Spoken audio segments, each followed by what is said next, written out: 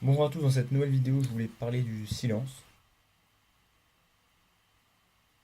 Alors, le silence, c'est quelque chose que je trouve important et que beaucoup de gens ont du mal à respecter. Voilà, les gens n'aiment pas le silence, le bruit est partout. Donc, apparemment, la capacité à rester seul se construit dans l'enfance. Donc là, je vais citer un psychiatre, hein. Moi, j'ai fait quelques recherches juste pour essayer de synthétiser des informations. Donc, comme le rappelle Daniel Bailey, psychiatre, l'angoisse de séparation liée à l'absence de la mère est une donnée normale dans le développement de l'enfant. Elle représente un pic entre 8 et 11 mois, puis s'estompe. Normalement, vers 18 mois, l'enfant comprend que sa mère, même s'il ne la voit pas, continue d'exister et qu'elle va revenir. En attendant son retour, il se console en pensant à elle, à condition qu'il ait pu se nouer avec sa mère suffisamment bonne, une relation solide et sécurisante. Selon les psychanalystes, ceux qui vivent mal la solitude ont souvent souffert de carences affectives précoces, soit par une séparation réelle avec la mère, vécue comme un traumatisme, un voyage professionnel, une hospitalisation, soit que cette mère n'ait pas été présente physiquement, ait été présente physiquement, mais psychiquement absente, car prise dans des pensées dépressives ou anxieuses. Le fait de se retrouver seul ravive alors la douleur de l'absence maternelle initiale. Ces adultes ont besoin que l'amour des autres leur soit rappelé physiquement pour y croire. En cas de blues, ils ne peuvent faire appel aux images intérieures bienveillantes de leurs parents, de leurs amis. Ils n'ont pas intériorisé le fait rassurant que l'on peut coûter l'un pour l'autre, même séparés par des kilomètres. Par des kilomètres. Donc ça rejoint un petit peu ce qu'avait dit.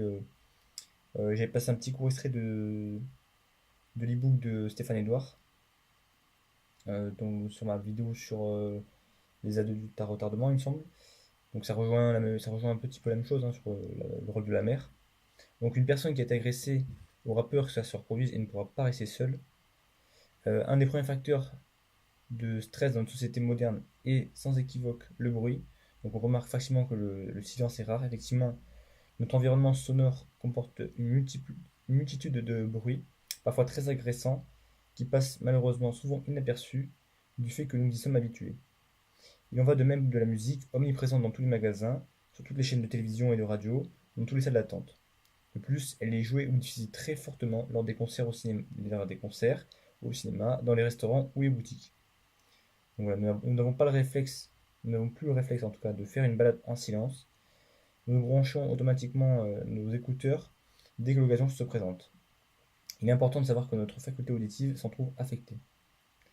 Voilà, donc là, je vais lire un petit truc que j'ai lu. Impose silence à ma prière. Prends-moi, Seigneur, dans la richesse divine de ton silence. Plénitude capable de tout combler en mon âme. Fais taire en moi ce qui n'est pas de toi, ce qui n'est pas ta présence toute pure, toute solitaire, toute paisible. Impose silence à mes désirs, à mes caprices, à mes rêves d'évasion, à la violence de mes passions. Couvre par ton silence la voix de mes revendications, de mes plaintes.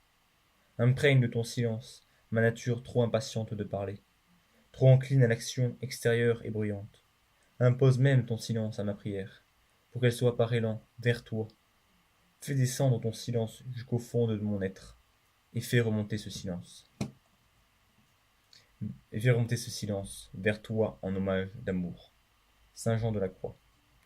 Voilà, donc moi je suis pas spécialement catholique ou croyant, mais j'aime bien dans les religions le fait que ça reste des valeurs assez traditionnelles et assez que je respecte généralement.